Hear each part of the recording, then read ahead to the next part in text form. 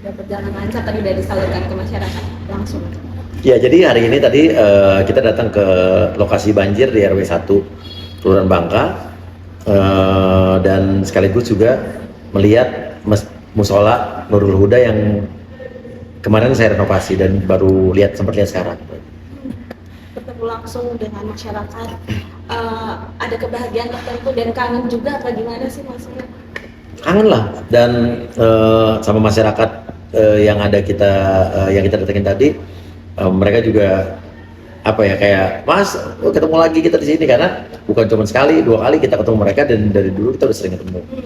Dan sekarang ketemu lagi tapi dengan suasana mereka habis musibah ya. Mas Oya, mungkin hal apa sih mungkin yang bisa mendorong untuk melakukan kebaikan? Apa ya? Jadi kalau emang aktif lihat sosmed saya, lihat YouTube saya, mungkin yang saya lakukan kan bukan baru-baru sekarang, udah dari dulu ya. Dan ini rutinitas kita aja dari beberapa tahun terakhir ini. Mas, tadi ada banyak harapan dan doa-doa dari masyarakat juga pengen Mas Yeah. Oya balik lagi gitu Mas, katanya Yeah. Mas. Nah, saya sih serahkan saja sama DPR, sama MKD, dan saya percaya bahwa DPR RI, MKD juga bisa melihat masalah ini secara objektif dan bisa membedakan mana yang video hoax, mana yang fitnah, mana yang beneran, mana yang enggak, dan kita pikir secara objektif, fair mereka bisa melihat itu. Tapi saya tidak mau terlalu berharap banyak, ya saya serahkan saja. Update-annya seperti apa sih Mas? Sudah Nggak tahu. ada sidang? Sampai sekarang saya belum tahu bagaimana update-annya, cuman setahu saya hari ini sudah ada sidang pemanggilan para saksi-saksi, ahli atau apa dan sebagainya, cuma saya nggak ngikutin juga. Berarti belum ada pemanggilan lagi gitu ya? Belum. Oh ya, nanti kalau setiap kunjungan ke warga tuh selalu ada respon positif, mungkin vibes-nya selalu bagus ya. Mau ya maupun warga itu mungkin mau ya. Gini, karena ya kita bisa lihat ya, warga begini, kalau kita membantu orang, mana yang fake, mana yang pencitraan, mana yang emang benar-benar tulus, ya gampang dilihatnya sama warganya aja. Gitu kan. Kalau saya kan datang ke warga-warga di sini kan bukan baru-baru sekarang ya. Bukan setelah dijarah saya baru datang ya. Dari dulu kan bisa lihat ya, warga yang tadi kan emang sudah warga yang sering ketemu sama saya dari berapa tahun yang lalu sampai sekarang. Jadi ya kalau saya menyimpulkan bagaimana, ya saya kurang objektif juga ya, dilihat sendiri saja gitu. Tapi Mas Buya setiap turun ke lapangan kayak tadi gitu selalu ngasih solusi ya, maksudnya untuk warga sekitar yang mungkin kena musibah. Kalau tadi mungkin solusinya untuk rakyat yang tadi gini, kalau tadi kan ibaratnya bantuan yang saya berikan itu kan mungkin sedikit atau banyak itu ya minimal sedikit atau bagaimana ya minimal bisa bermanfaat. Tapi kan jangan dilihat jangan dari jumlahnya. Tapi kan yang kita harus pikirkan bukan cuma memberi bantuan atau memberi sembako dan memberi lain sebagainya, tapi kita pikirkan juga nanti gimana nanti istri saya terkait, istri saya nanti berkoordinasi dengan pihak yang terkait, gimana supaya ini kan banjir udah sering, harus dilakukan apa dengan kali-kali yang tadi kayak tadi itu kan, kali yang bottleneck dari lebar ke kecil ke lebar lagi. Karena ini banjir bukan cuma sekali, tapi ya ini juga bukan masalah yang mudah juga, ini masalah yang sulit karena di situ pemukiman padat juga. Tapi nanti coba nanti istri saya berkoordinasi dengan dinas-dinas terkait, ada solusinya apa, dan bukan cuma sekedar di survei atau di riset, tapi nanti ada, insya Allah akan melakukan apa atau dilakukan apa di sana. Mas Oya, ini mungkin balik lagi soal MKD Mas ya. Dari Mas Oya kan masih belum ada update mungkin Mas. Belum ada, saya belum tahu apa. Tapi kan sekarang sudah mulai ada pemeriksaan dari para ahli Mas ya. Iya, iya. Nanti kalau seandainya nanti untuk diperiksa secara langsung ya Mas Oya. Saya siap, saya justru senang kalau ada sidang secara terbuka, saya senang. Karena saya sudah siap, karena saya sudah punya bahan-bahan dan semua lengkap. Kalau saya itu adalah korban fitnah dan korban hoax. Jadi video-video yang beredar ke saya itu adalah video-video yang memang diamplifikasi oleh orang tertentu, dibuat, didesain. Sehari itu bisa ada ribuan video yang memframing negatif saya. Video-video lama saya dinaikkan dengan tulisan-tulisan gaji 3 juta kecil dan lain sebagainya, itu kan bukan buatan saya. Memakai video lama saya dikasih narasi tulisan seolah-olah biar orang percaya itu kayak saya. Buktinya semua, dan joget di DPR pun saya punya buktinya bahwa tidak seperti yang orang framing selama ini. Dan juga kayak yang bilang gue artis, itu juga gue punya bukti bahwa itu adalah bukti wawancara gue di bulan Januari kemarin. Tapi ya ini memang framing jahat yang memang ditujukan untuk mendiskreditkan beberapa anggota DPR, ya institusi DPR, dan korban-korbannya kita-kita ini gitu. Jadi saya lebih senang ada sidang kayak begini terbuka kan, saksi ahli ada bukti. Jadi masyarakat juga menurut saya harus bisa menerima juga, jangan denial. Kalau ada kebenaran mereka harus benar-benar bisa menerima juga, dan harus legowo juga, harus objektif. Dan masyarakat yang kemarin mungkin orang-orang yang sudah terperdaya dengan berita-berita hoax atau mungkin termakan oleh video-video hoax itu, saat nanti sudah ada kebenaran atau bukti-buktinya ditampilkan atau mungkin di persidangan dan sebagainya, harus juga berani fair mengakui bahwa oh ya ternyata kemarin salah gitu. Tapi saya juga percaya pasti masih juga orang yang denial, yang ngelihat nggak mau mengakui dirinya kemarin salah juga pasti ada. Tapi ya udahlah, kita balikan saja ke pribadi masing-masing lah gitu. Tapi sejauh ini udah ada lampu hijau belum, mungkin kayak tanda-tanda gitu? Nggak tahu, saya terus terang saya nggak tahu, saya nggak lampu hijau lampu merah saya nggak ngerti. Saya ikuti saja prosedurnya karena saya juga tidak memaksa apapun, saya tidak mempengaruhi apapun. Biarlah persidangannya berjalan secara fair, secara objektif, dan masyarakat pun harus menerimanya secara objektif juga, nanti harus melihat dengan objektif aja intinya gitu. Berarti dari Mas Uya juga sangat menantikan untuk sidang MKD ya Mas? Oh iya lah, iya. Mas ibaratnya udah mau membuka semuanya, fakta-fakta semuanya, dan Mas Uya juga tadi sudah menyiapkan bahan-bahannya juga Mas. Sebetulnya saya sudah mulai ngomong kan tentang bukti-bukti video hoax yang terjadi pada saya dan teman-teman lain. Tapi nanti suatu saat nanti saya akan buka semua juga. Tapi mungkin saat ini belum tepat kalau saya buka semua gitu kan. Tapi pelan-pelan saya mulai buka. Kayak sekarang ini kan akhirnya saya baru mulai mau terima ngomong sama teman-teman wartawan baru sekarang. Kemarin kan saya menghindar, bukan saya sombong ya. Karena saya takut saya ngomong nanti di framing lagi, dipotong lagi, dinarasikan jelek lagi, di fitnah-fitnah lagi. Tapi sekarang saya belajar dari pengalaman kemarin, saat ada fitnah atau apapun yang potongan-potongan video saya beredar, saya mungkin harus langsung klarifikasi. Kalau dulu kan saya diem aja akhirnya jadi begitu bumerang, akhirnya masyarakat lanjut percaya video hoax. Dan memang selanjutnya mungkin bagaimana saya punya cita-cita agar literasi digital masyarakat kita lebih baik lagi gitu. Mungkin Mas kan dirimu sudah tahu dalam dibalik perusahaan rumah sendiri itu benar apa tidak? Iya, tapi saya nggak mau ngomong di sini lah, nanti biar waktu yang menjawab. Mas mungkin kan ini dari Mas Uya sendiri kan statusnya masih dinonaktifkan. Iya. Apakah mungkin kalau dari kegiatan dari anggota itu masih aktif nggak sih Mas untuk ikutnya? Saya sekarang posisi dinonaktifkan tapi tidak membuat saya jadi tidak aktif dalam membantu masyarakat. Dan Mas bisa, Mbak bisa lihat bahwa sejak saya dijarah pun, penjarahan terjadi, saya adalah anggota DPR yang pertama kali keluar nongol. Saya menghadapi masyarakat, saya keluar tetap bersosialisasi, saya bantu teman-teman TKI PMI, saya bantu teman-teman yang lain yang selama ini sudah saya lakukan dari dulu-dulu, dan bukan sesuatu hal yang jadi hambatan juga. Saya tetap lakukan seperti biasanya aja, tidak ada yang berubah.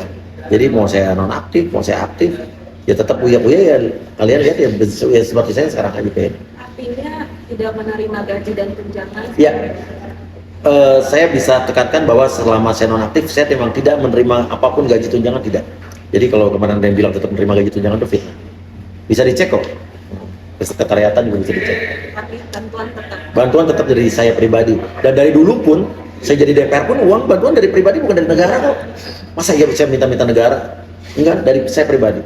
Saya jadi DPR, saya tidak jadi DPR, saya nonaktif, saya masih jadi artis dulu, semua yang bantuan itu benar-benar uang pribadi, bukan uang negara, bukan uang pemerintah, bukan uang siapapun.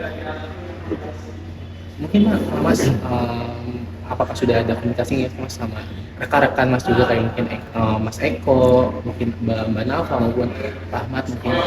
Udah, kita suka ngobrol aja, dan saya juga memposisikan diri saya sekarang juga, saya tetap menjalani hidup saya seperti ini, tetap membantu orang, tetap menikmati hidup saya juga.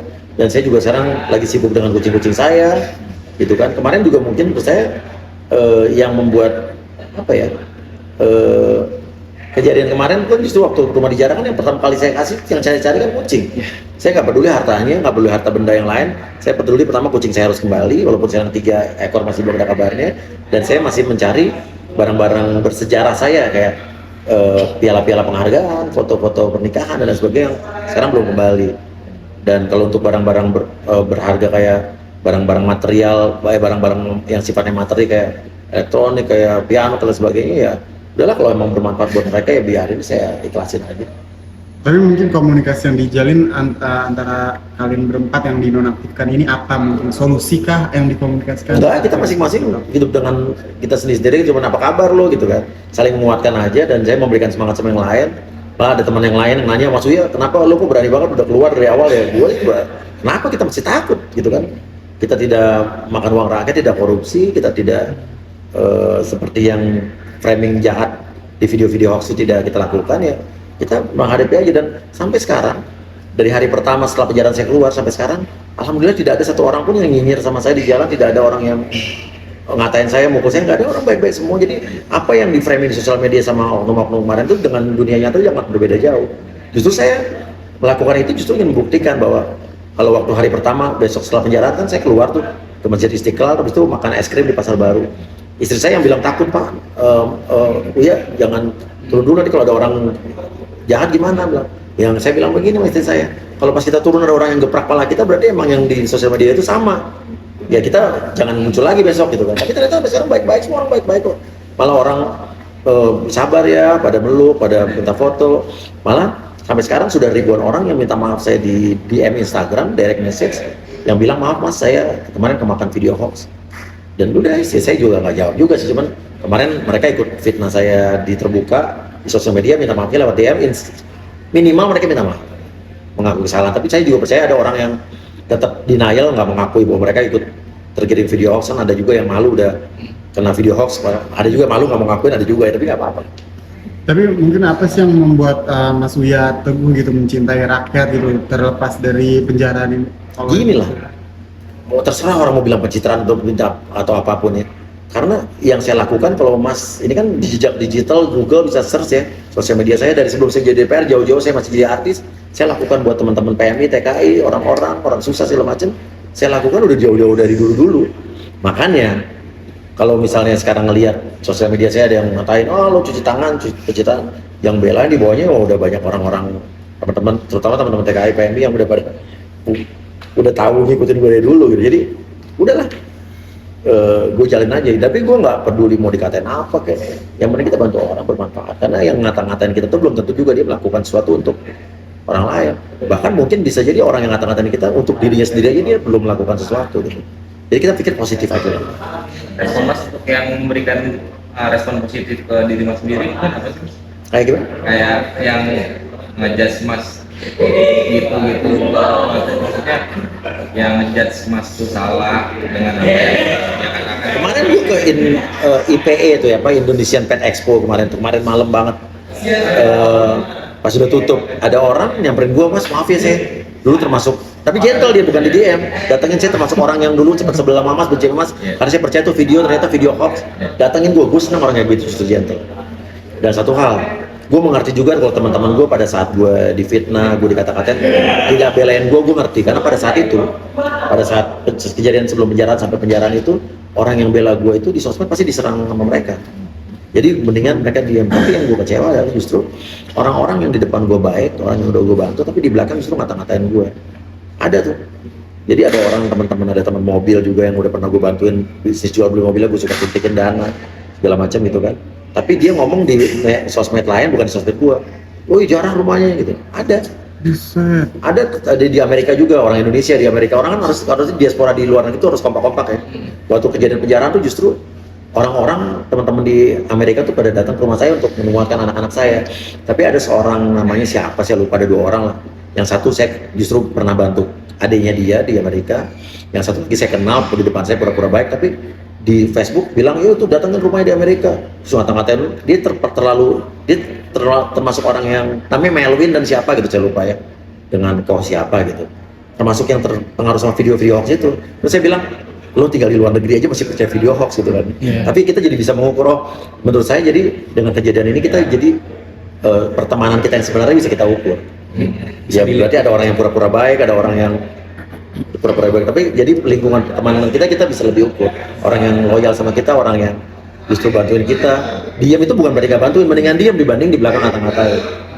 Gitu. Respon masyarakat, mungkin respon artis juga kayak gimana sih Mas? Respon artis, public figure. Kalau teman-teman artis saya mengerti, ada yang mengucapkan simpati secara langsung, ada yang terbuka juga di sosial media, tapi yang diam pun buat saya juga nggak apa-apa, karena pada saat itu ngeri banget, orang yang ngebelain saya itu bisa diserang orang. Ada seorang ibu-ibu dari Lombok, NTB ya, pernah saya tolongin dulu yang anak, namanya siapa ya, Arumi atau siapa gitu anaknya, yang korban malpraktek sampai tangannya diamputasi, ada di sosmed saya sampai ketemuin dengan Pak Menteri Kesehatan. Pokoknya saya urusin, saya bantuin. Dia cuma bilang semangat ya Mas Uya, makasih udah bantuin anak saya, tetap sabar. Itu bisa diserang loh dia. Diserang, dan dia cerita ke DM saya sampai anaknya dikatain anak. Pokoknya dikata-katain, disumpahin anaknya biar apa gitu kan. Jahat sekali pada saat itu. orang sebenarnya cuma mau ngucapin simpati doang, bisa begitu. Karena dia sendiri anaknya lagi mengalami itu, bisa dikatakan nama oknum sih pada saat itu, bukan netizen. Mas Uya, saya lihat di YouTube Mas Uya gitu kondisi rumah setelah dijarah, terus kamar Cinta juga kosong habis gitu. Padahal kan itu hasil dari jerih payah dia gitu. Mungkin Mas Uya gimana sih tanggapannya Cinta? Terus mungkin ada yang mau Mas Uya itu nggak? Nah, anak-anak saya udah ikhlas semua, karena gini, yang bikin sedih pada saat itu adalah anak-anak saya kan dari SMP udah nggak dapat uang jajan sampai lulus SMA, karena mereka punya penghasilan sendiri dari YouTube. Beneran ini nggak gue kasih uang jajan sepeser pun, mereka udah punya penghasilan sendiri. Bahkan kalau mau beli barang tapi kurang duitnya, bikin proposal sama gue. Dan barang-barang Cinta tuh kayak barang K-pop, boneka, CD-CD gitu kan, yang lagu-lagu Korea itu dibeli pakai duit sendiri, itu hilang. Lightstick konser tuh, itu uang hasil jerih payah mereka sendiri. Bahkan rumah itu pun ada uangnya hasil kerja Cinta. Jadi saya bilang, Cin sabar ya, nggak apa-apa Pak. Bilang justru malah anak-anak saya termotivasi buat mereka kuliahnya sampai S2, S3 yang benar di Amerika, biar bisa sukses.